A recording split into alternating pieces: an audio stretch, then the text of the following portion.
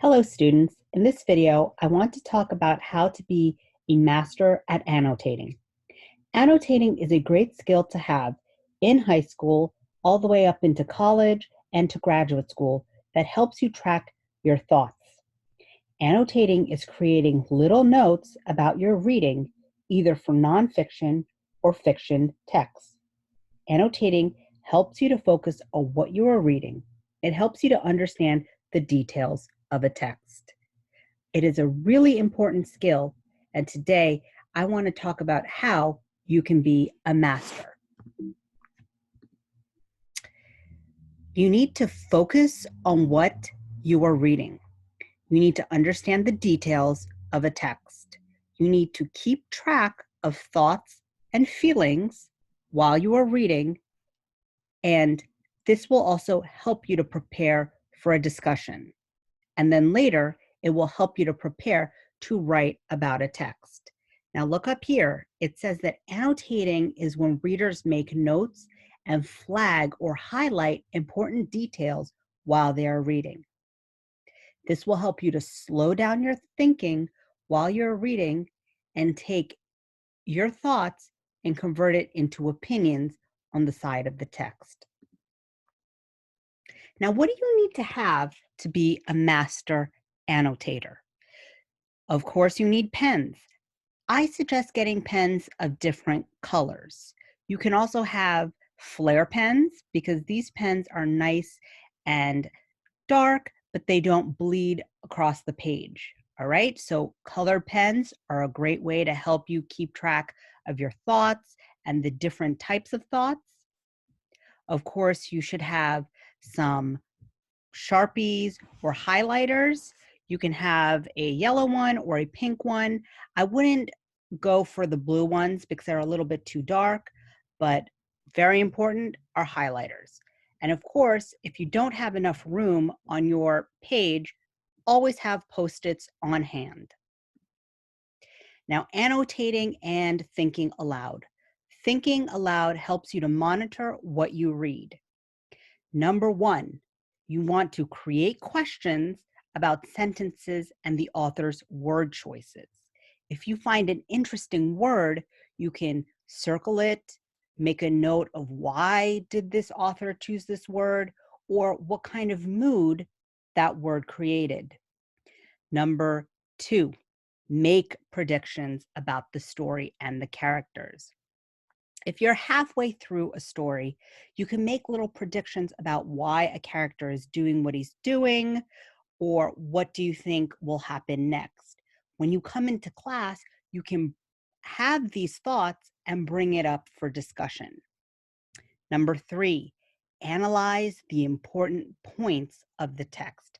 Anytime you see something important, you should put a star, underline it, highlight it, make some type of annotation to show that it is an important point. Number four, create connections with the text. You can be a connection that is text to self, or text to world.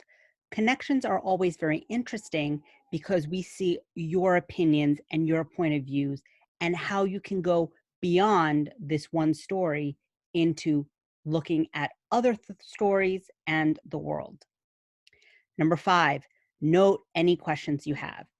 You may have questions to bring up for a class discussion or a question that you have that you need to clarify. So make sure you make a note of that, or even vocabulary notes. This can be put on Post-it if you don't have enough room or it's something that you just want to clarify. All right, here is my key of different symbols of what you guys should be using when you're annotating. You have a little star here. You can star different things. This will mean this is important.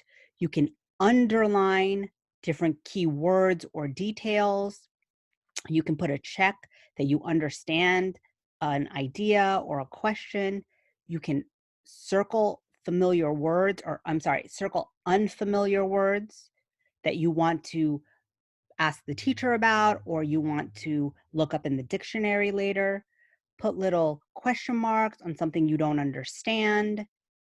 Maybe you need to clarify it. If you need to go beyond that question mark because you have a specific question, you can put that on a post-it note. You can put little exclamation points for something that was surprising for you.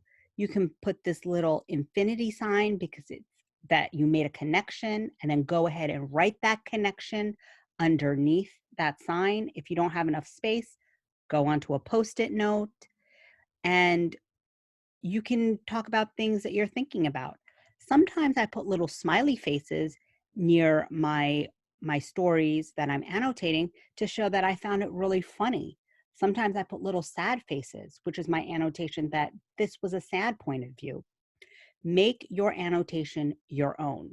Oh, and lastly, not to be confused with circling unfamiliar words, I want you to make sure that you are squaring off key characters.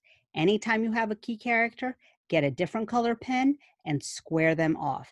This will make it easy when you are writing or in a discussion to see all of the different characters that are present in the text.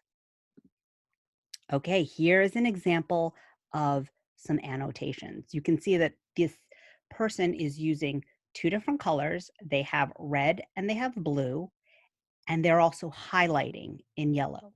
So highlighting might be that this is an important part, or this was a really compelling sentence or stanza because this is a poem.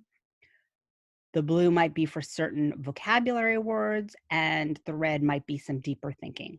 I'm not quite sure because I didn't do this, but the person who wrote this seems to have their own symbol and key about how they annotate. Annotations are very personal, so make sure that you know what all of your colors and codes mean. Here's another example. This person does likes to do a lot of highlighting. They've got red, they've got yellow, they've got blue, and they've got green. All of those different colors might mean different things for this person. And then, of course, on the side, they have different notes. All right, here you have a key at the bottom. They have green for structure, blue for individual words, and red for literary devices. You can also do it that way, but make sure you made your code for yourself. Okay. This will eliminate having to take little notes because you already know what you highlighted and the color corresponds to something different. Here is an example of a book being used that you are not allowed to write in because it's not your book, but you still want to take some notes. Well, this person loved using different post-it notes to help for their annotation. And I think they also, I think that they also have a code because the post-it notes are in different colors. It is, again, important that you know why you're making your different annotations and why you're using different colors. Okay, what to ask yourself while you're annotating. You have the simple side, which is the what, the plot. This is just for pure understanding.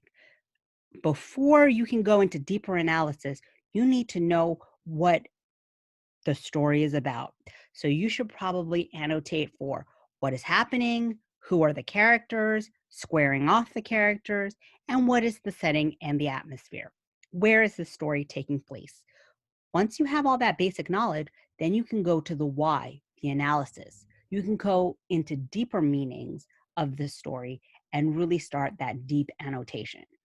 What are some things that you want to ask yourself when you're doing the deeper analysis annotation?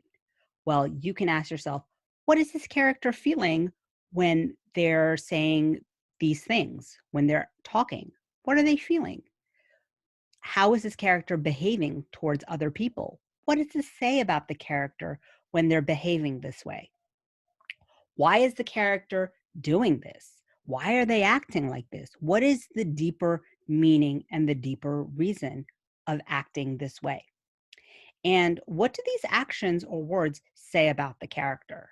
Are they kind? Are they selfish? Are they delusional? What do these actions say about the character?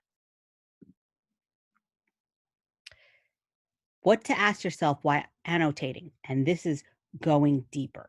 Now you have symbolism of certain objects. If you see that a symbol keeps popping up over and over, like there's bats, there's a bat again, a bat flies away. What is that symbol? Word choice of an author. Why does the author decide to use this word instead of that word? Why do they say melancholy instead of sad? The imagery created through sentences. What is the image of maybe a dark, raining night? Imagery. Connections. You can make these connections to other texts, yourself, or the world. I love connections because it gets to a personal level. Reasons why characters act the way they act. This shows deep analysis of a character. How does the story mirror or explain life? How is the story similar to the real world? And then lastly, what are the different types of conflicts that are occurring? There are more conflicts than just man versus man. We're going to get into that. And once we figure out all the types of conflicts, you can annotate for different conflicts. Annotating is not highlighting the entire page with no notes. This is not a coloring book exercise. All right, here's a photo. What I think I'm doing, all these different color codes and annotating certain important words, and then the teacher actually looks at you and you've just highlighted the entire thing. Don't let that be you. Remember, annotating is not highlighting. Stick to your rubric, your key of what and how you should annotate. You need to stop yourself and think, is this an important point? Do I really want to highlight this because I want to bring it up in discussion or for my writing? You need to be actively thinking when you annotate. All right, that's all I have for you. Now let's get reading and annotating. This is going to be a skill that you're going to practice all throughout your high school career in almost every class and definitely in college. So I want you to be a master annotator and have success with your discussions and your essays. Thank you.